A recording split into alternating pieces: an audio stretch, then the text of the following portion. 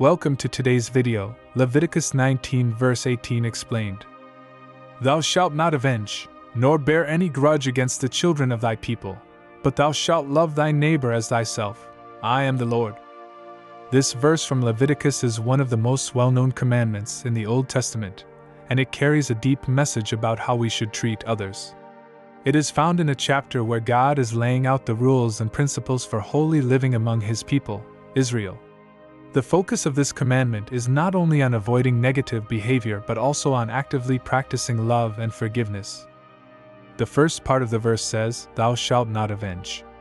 This means that when someone does something wrong to us, we are not to seek revenge or try to get even. God is teaching His people to break the cycle of retaliation and personal vengeance.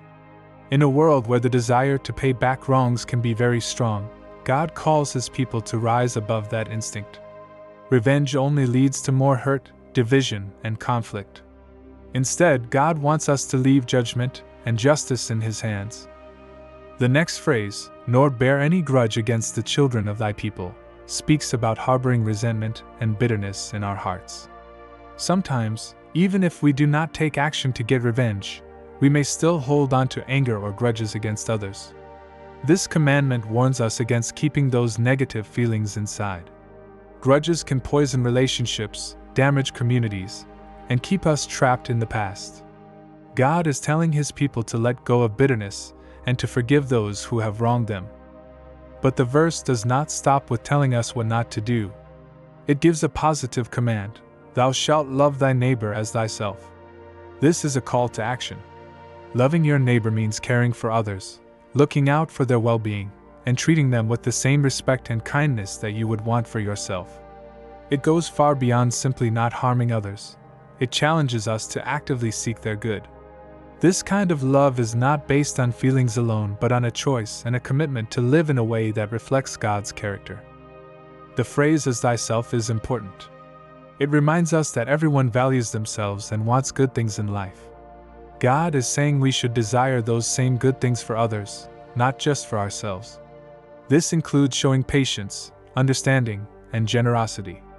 It is about empathy, putting yourself in another person's shoes and responding with compassion. The verse ends with "I am the Lord." This is God's way of emphasizing the authority and seriousness of this command. It is not just a suggestion or a nice idea, it is a command from the Lord Himself. He reminds His people that these standards are rooted in His own holy character, and that following them is part of what it means to belong to Him. In summary, Leviticus 19 verse 18 calls us to reject revenge, to let go of grudges, and to love others with the same care we give ourselves. This commandment is the foundation for healthy relationships and communities, and it is echoed by Jesus in the New Testament as one of the greatest commandments. When we live this out, we reflect the heart of God to the world around us.